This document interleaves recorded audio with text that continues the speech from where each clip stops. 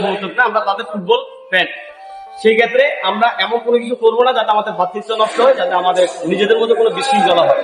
সেই জায়গা থেকে আমি আমার সমর্থকদেরকে আবার আহ্বান করবো, এমন আর্জেন্টিনার সমর্থক যারা আছে, আমরা আমাদের আজকে মিলন মেলায় আর্জেন্টিনার সমর্থকদেরকেও দাওয়াত দিয়েছি, ওদের অ্যাডমিট প্যানেলে যারা আছে তাদেরকে দাওয়াত দিয়েছি।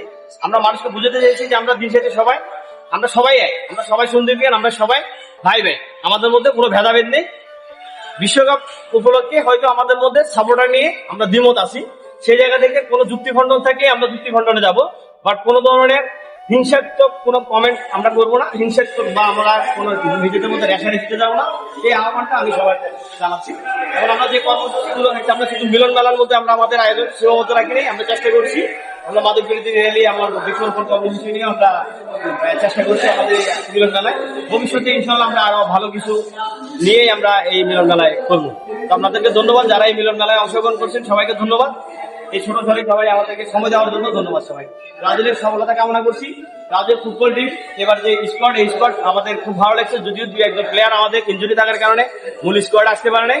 এবং নেইমার বরাবরই আপনারা সবাই জানেন অসাধারণ খেলে, অসাধারণ একদম ভালো প্লেয়ার, বাট ইনজুরির কারণে সে তার নৈপুণ্য দেখাতে ব্যর্থ হচ্ছে।